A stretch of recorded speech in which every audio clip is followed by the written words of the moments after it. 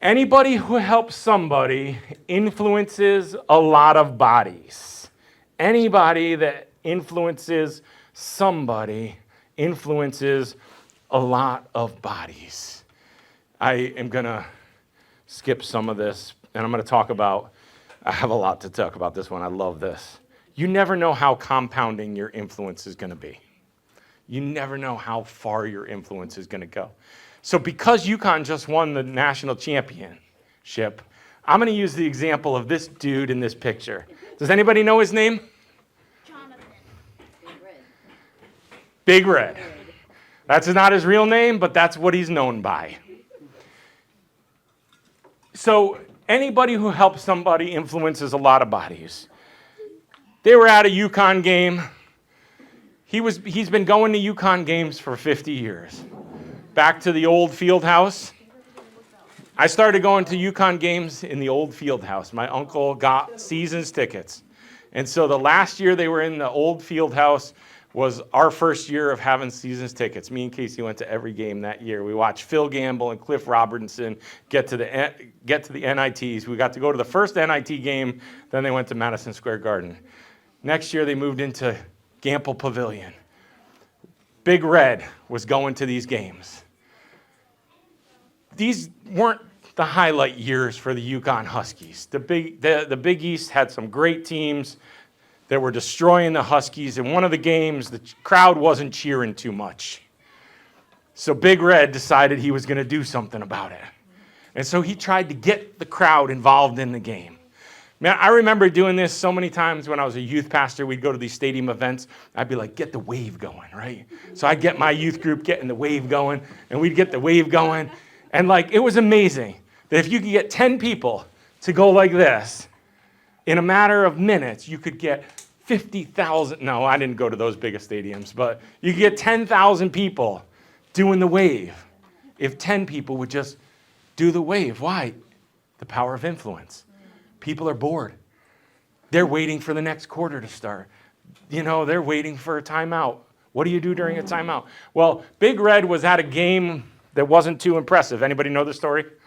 So Big Red's at a game, and the crowd's not cheering anymore. And he's coming to these games, and we may as well encourage the fans. And so he gets up to do something about it. And he walks down, and he goes, come on, guys, are you with me? And they're like, what are you talking about? And he's like, come on, let's do it. Let's cheer for UConn. And he goes, you. And then he goes, C. And he goes, O. And then he goes, N. UConn. Have you ever heard that during a game? The whole auditorium screaming. Why did this happen? Because one guy knew nobody was cheering for his team. And his team was losing. So he got up out of the stands and walked down the center aisle and said, guys, get with me. So we were going to these games. And I don't know when the first time he did it was, because he was doing it before we started going to games. So I wasn't there. In his story, he says it happened at a Hartford Civic Center game. We didn't go to those games anyway. But he had season tickets. And so the games we went to, everybody knew where he sat. Everybody knew where he sat. And so it got to be one of these things where he would get the crowd going when the crowd needed to get going. But then everybody knew he was going to get the crowd going. So now the student section would now look up into the crowd, and they would all stand up, and they would go, red, red, red, red, red, red, red. And so all the fans, the student section always did it, or the band, or the student section, red, red, red. And so he'd get up out of his seats, and he'd walk out in the center of the aisle, and he would go, U, C, O, N.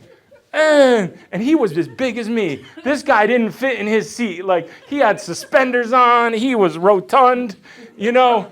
Well, look at him, man, right? He didn't shave, you know. And when he turned around to go back up the stairs, he had the butt crack going like me and everything, right? He's pulling his pants up to try and show some dignity. But we got the crowd involved. This is a principle of people, okay? Anybody who influences somebody influences a lot of bodies. He got 10 fans to cheer. And now we're going to these games, and we go to Gamble Pavilion, and they realize they can make a boatload of money on fans because now we made it to the NCAA tournament. This is like a little side note story. Sorry, I'm going to do it quick. So the fans get up, and they go look up to the stands, and they're like, red, red, red, red. He's not there. Where is he? Oh, no. There's no red. Well, he didn't donate enough money for his tickets. He was in the top row, way over in the corner section, and eventually they spotted him and found him up over there. And he goes, you see. And I don't know if he still does it to this day. I think he does, but I know when I watch games on TV, there he is. He was at the game. Was he at the game, the championship? They probably give him, by now, they better be giving him free tickets. They should be giving him free tickets and plane fare. Because there's no cheerleaders anywhere.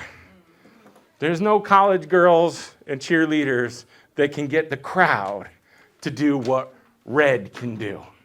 And Red just wanted to inspire the 12 guys out on the basketball court because he loved going to UConn games. Who are you going to be Red for, right? Who can you cheer on? Because you never know how many people you're going to influence. For 30 years, well, he was going to games for 50 years. I don't know when he started doing it, but for at least 30 years, he's been doing it. And he would just get out, and all the fans, Red, Red, Red. They knew who was cheering him on. And every fan, every player knew. And they would get hyped up and stuff like that. He knew that if he could influence a few bodies, he could influence a lot of bodies. If he could get the crowd loud enough, he would get the players in the game. And now, I read an article that some Syracuse fan said that Syracuse hates UConn. Of course, we all know that all the Big East teams hate UConn.